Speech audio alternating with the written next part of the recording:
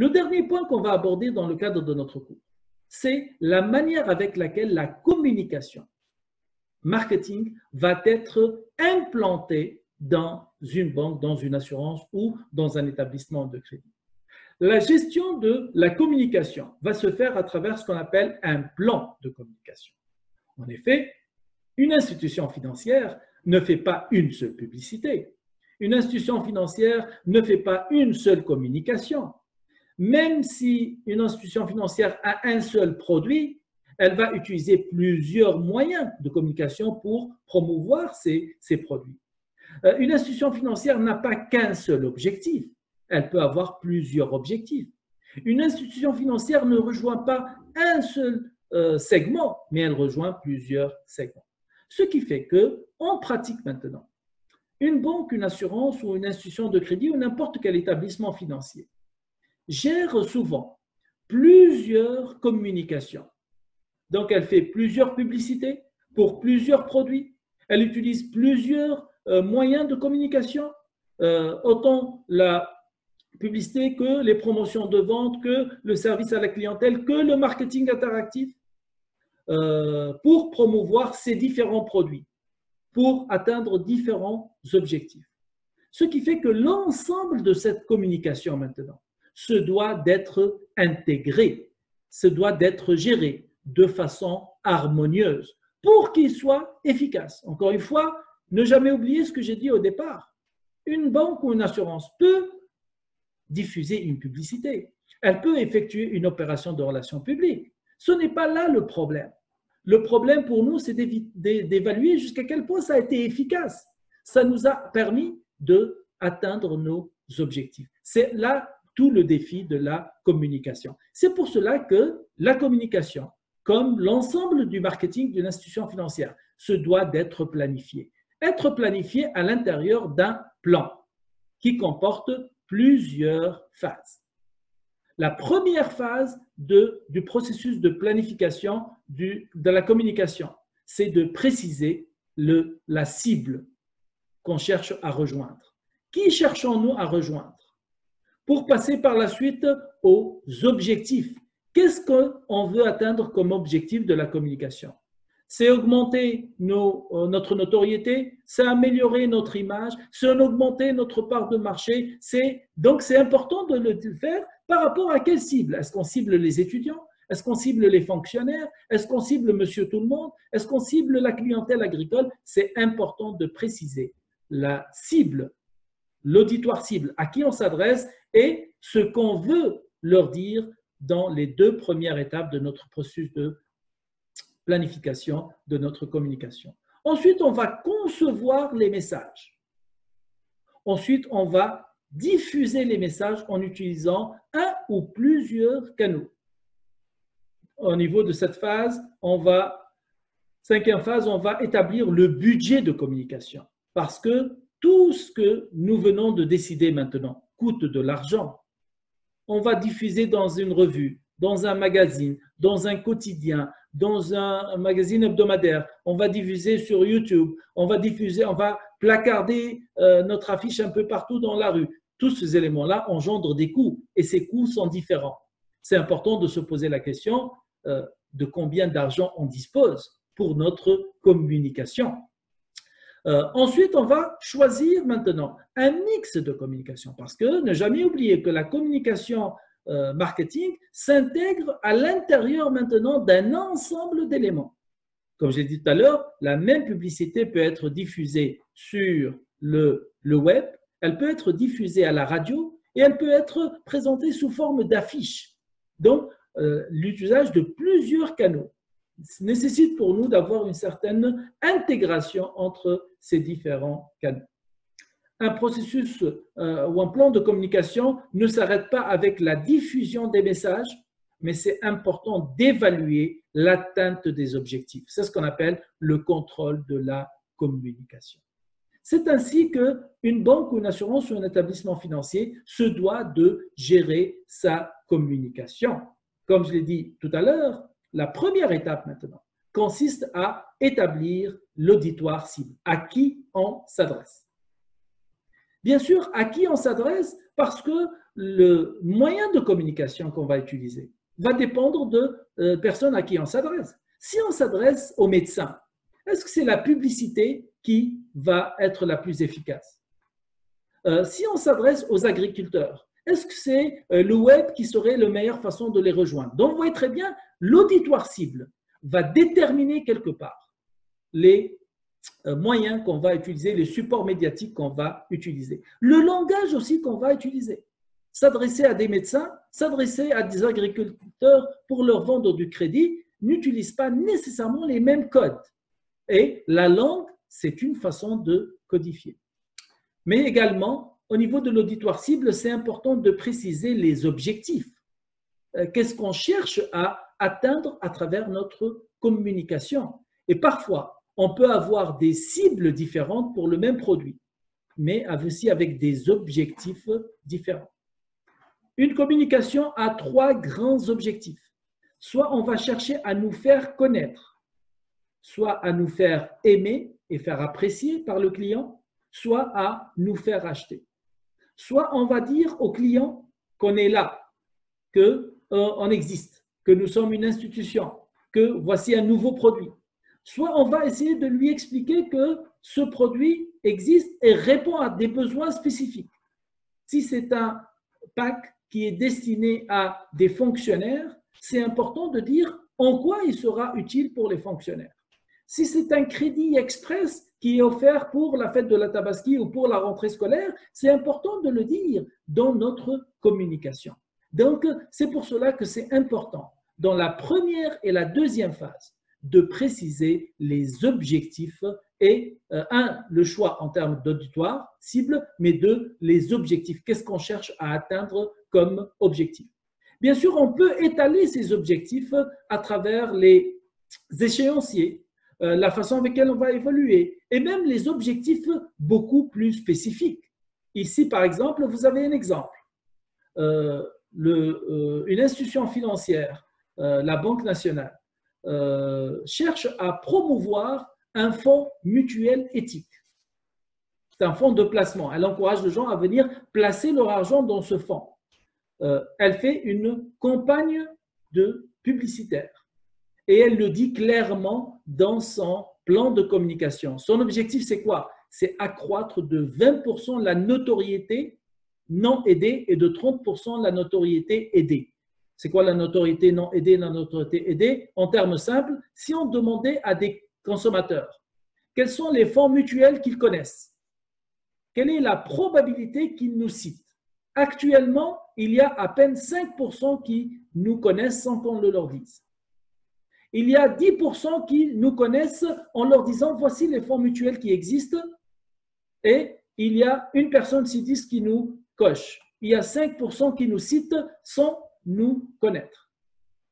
Ce qui fait que nous, on aimerait bien accroître cette notoriété non aidée à 20% et celle qui est aidée à 30%. Donc, on aimerait bien mieux encore se faire connaître par plus de personnes.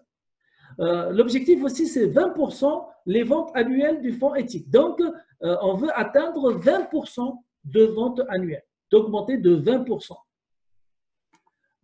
Auprès de qui? Auprès des diplômés universitaires. C'est notre public cible, âgé de 35 ans et moins. Donc, vous voyez très bien, dans cette campagne de promotion pour ce produit de fonds mutuels éthiques, la Banque Royale a clairement précisé qu'elle s'adresse ici à un auditoire de diplômés universitaires âgés de 35 ans et moins, et son objectif, c'est d'accroître de 20% la notoriété aidée et 30% de notoriété aidée et 20% ses ventes annuelles.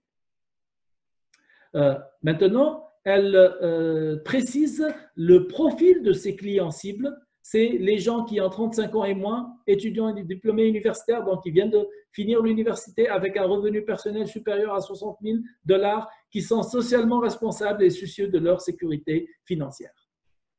Bien sûr, il faut préciser également la durée. La campagne débutera le 4 janvier et durera 13 semaines. C'est ce qui devrait être précisé dans la première et la deuxième phase de votre processus de votre plan de communication. La troisième étape, maintenant, on va passer à la conception des messages. C'est là où on va maintenant construire ce que va voir l'auditoire cible. Par exemple, on peut concevoir des messages écrits, des messages visuels, en utilisant plusieurs éléments. On peut utiliser des arguments émotionnels, la musique par exemple. On peut utiliser des arguments objectifs, les chiffres, la façon avec laquelle on va structurer les messages, les arguments qu'on va utiliser. Tous ces éléments-là, bien sûr, doivent être précisés dans les messages. Par exemple, ici, le Ecobank, pour son message publicitaire, elle a utilisé des arguments qui sont objectifs. C'est-à-dire, elle a utilisé les chiffres qui précisent clairement la durée du crédit sur 20 ans, le taux d'intérêt, donc le coût du crédit, 6,5%, et le dépôt initial qui est de 0 francs CFA.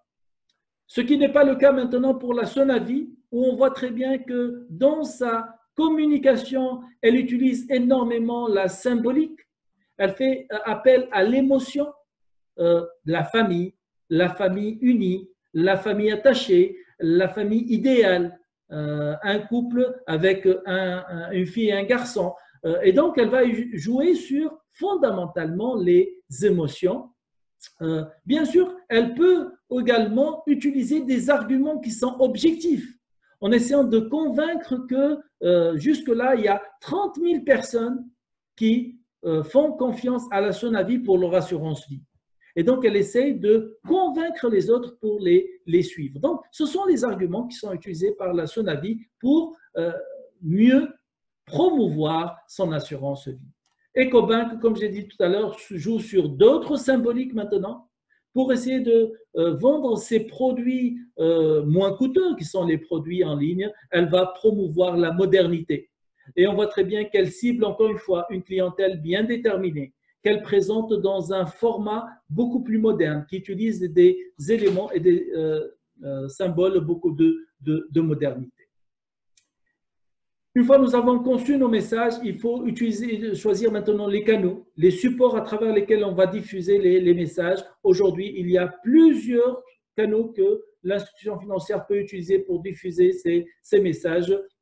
Bien sûr, les tendances au niveau mondial maintenant, c'est de plus en plus vers la communication qui utilise de moins en moins la télé, de moins en moins la radio, mais de moins en moins les journaux, mais de plus en plus les technologies de l'information et de la communication en utilisant bien sûr les courriels, les téléphones mobiles, le web, les SMS pour pouvoir interagir avec les clients.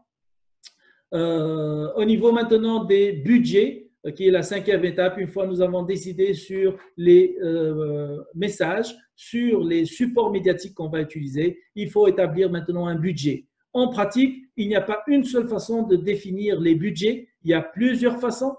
On peut définir son budget en fonction de l'historique, de nos budgets antérieurs. On peut décider de nos budgets en fonction de ce qu'on dispose comme argent, de ce que l'institution financière a alloué comme argent à la communication. Et d'ailleurs, c'est le cas de la plupart de nos institutions financières. Les budgets sont déterminés indépendamment des besoins de communication. C'est un compte de dépenses comme n'importe quel autre compte de dépenses. Il y a certaines institutions qui le déterminent en fonction d'un pourcentage de chiffre d'affaires qui est dégagé l'année d'avant. Bien sûr, on peut également établir son budget en fonction des autres, en fonction des concurrents ou en fonction des objectifs concurrentiels. Si je veux être leader dans le marché de l'assurance, il est évident que je dois dépenser beaucoup. Combien beaucoup? Plus que le premier parce que je veux prendre sa place. Idéalement maintenant, idéalement serait de fixer son budget de communication en fonction de ses besoins, en fonction de ses objectifs. Donc, en tenant compte de ces objectifs, en tenant compte des moyens que je vais utiliser, en tenant compte des supports que je vais engager, je peux associer à ce moment-là un budget, ce qui est rare dans le cadre de nos institutions financières. La dernière étape de ce plan de communication, et non la moindre, c'est celle qui consiste à se dire non seulement j'ai communiqué, mais jusqu'à quel point ma communication a été efficace. Ce qui, malheureusement, n'est pas le cas de la plupart de nos institutions financières ou de nos entreprises en général, où ils croient que le plan de communication s'arrête le jour où on a diffusé notre information. Le plan de communication s'arrête le jour où on a lancé notre site web, où on a lancé notre application mobile.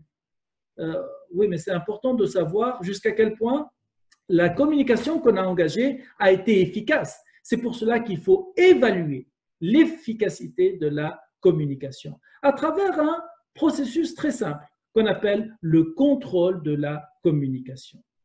Je l'ai dit tout à l'heure, on a des objectifs de communication. Une communication vise à se faire connaître ou à se faire aimer ou à se faire acheter. C'est important maintenant de savoir jusqu'à quel point la communication a été efficace si on voulait se faire connaître, si on voulait se faire apprécier et si on voulait se faire acheter. Il y a plusieurs modèles qui existent maintenant. Un des modèles les plus connus pour l'évaluation de l'efficacité en communication, notamment l'efficacité de communication publicitaire, le modèle AIDA, qui consiste à évaluer jusqu'à quel point votre message publicitaire a attiré l'attention, quel est le pourcentage de gens qui l'ont vu sur le web, quel est le pourcentage de gens qui sont rentrés sur la page où votre publicité a été affichée, jusqu'à quel point ça a suscité un intérêt en pratique, jusqu'à quel point il y a des gens qui ont lu votre publicité au plus de l'avoir vue, qui ont compris que ça parle de tel produit plutôt que tel autre produit. Jusqu'à quel point ça a suscité un désir, c'est-à-dire ça a développé en eux des attitudes qui sont positives.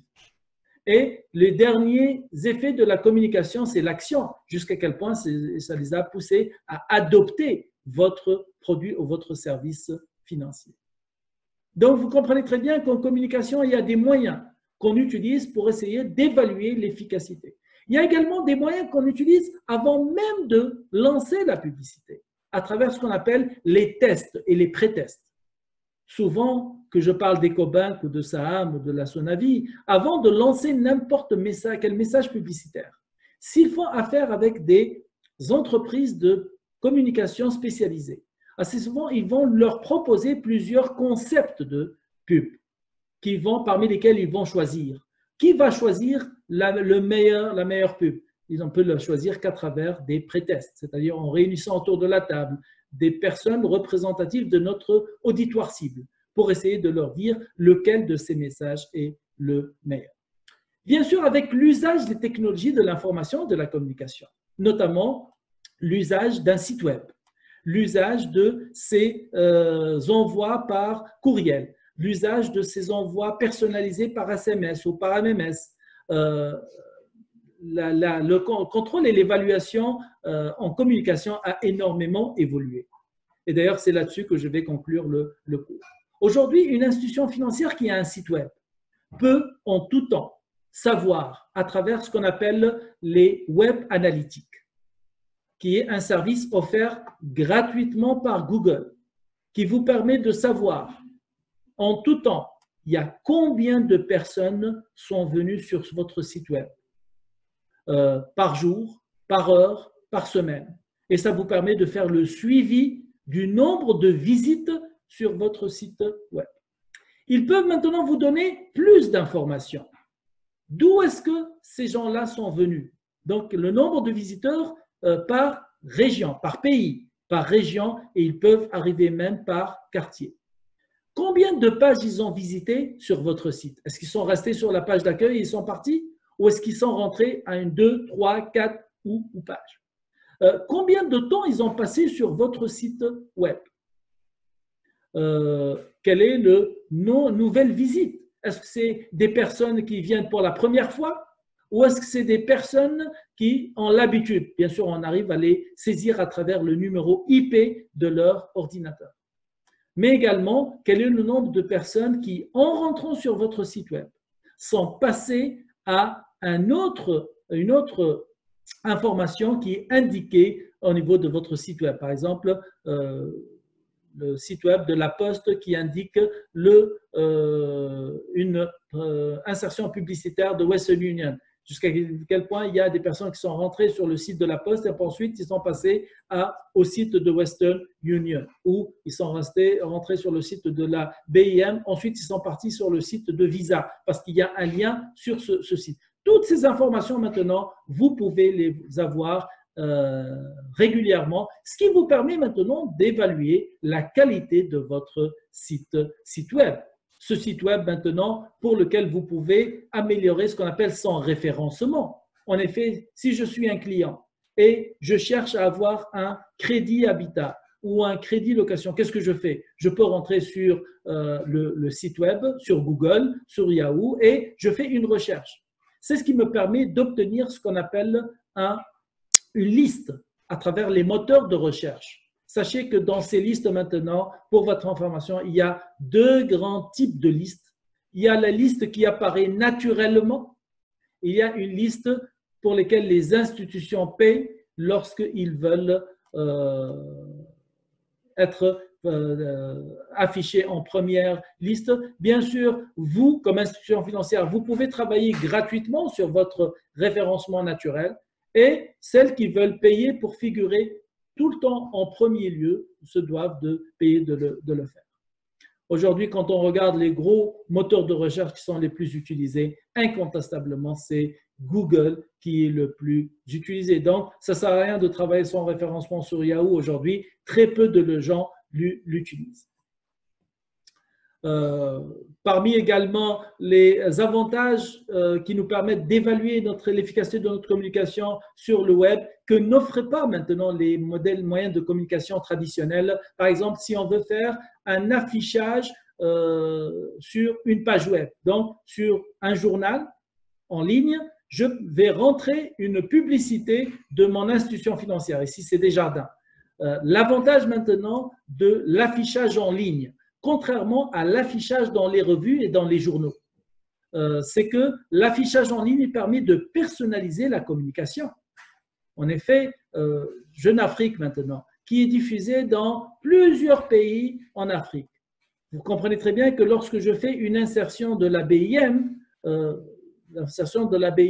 elle sera vue par autant des clients au Mali que des clients des éditoires ou des lecteurs au Sénégal, qu'au Maroc, qu'en Tunisie ou ailleurs en Afrique, qu'en France, où le journal Jeune Afrique est diffusé. La différence maintenant avec l'affichage en ligne, c'est que lorsqu'on va rentrer des affichages maintenant, ils vont être personnalisés en fonction de l'entrée de la personne sur le site.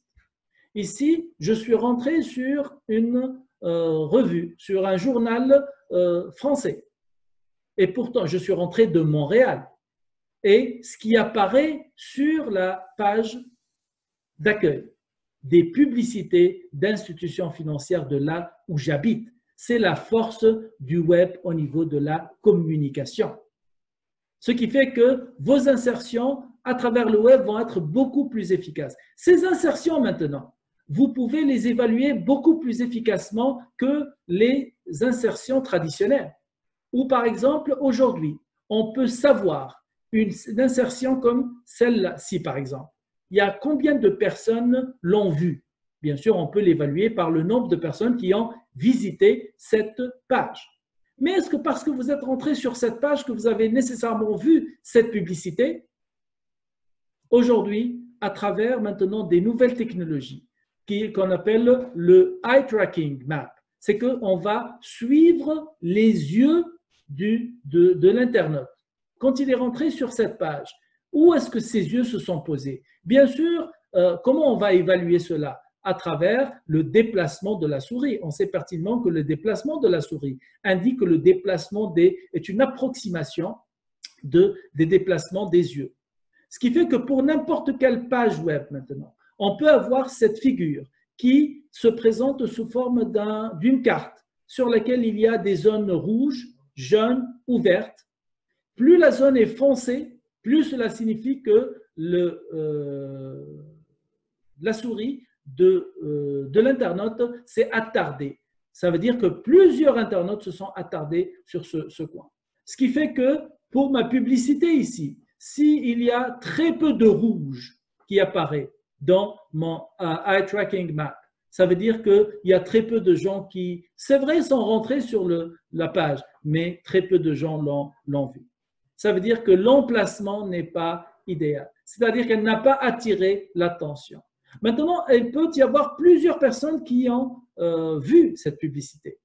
Mais on peut évaluer maintenant, il y a combien de personnes qui ont cliqué sur ma publicité. Toutes ces informations, on peut les lire. Le eye tracking permet également de voir comment les yeux de l'internaute se sont déplacés. On voit très bien qu'il a commencé ici, il est venu ici, ensuite il est là. Et donc, ça nous permet de savoir comment suivre le client. Pour répondre à la question de votre collègue tout à l'heure, ces outils nous permettent de suivre les clients. Un autre moyen aussi très utilisé en marketing aussi aujourd'hui bancaire et financier, c'est les envois personnalisés de courriels, de SMS et de MMS. Faites attention, aujourd'hui, on nous dit que 98% des gens qui reçoivent un SMS les lisent. À peine 20% de ceux qui reçoivent des mails ou des courriels promotionnels les lisent. Donc, si j'ai à communiquer avec mes clients ou avec des clients potentiels, est-ce que je dois leur envoyer un mail ou leur envoyer un SMS? Leur envoyer un SMS. Or, pour envoyer un SMS, il faut avoir le numéro de téléphone de ces personnes. Donc, c'est pour cela que les institutions financières qui ont utilisé la téléphonie mobile pour propager, pour diffuser de l'information sur leurs produits et services financiers réussissent mieux que ceux qui utilisent le courrier électronique. Du côté des clients maintenant, les clients nous le disent clairement, 75% préfèrent recevoir des SMS que recevoir des courriels.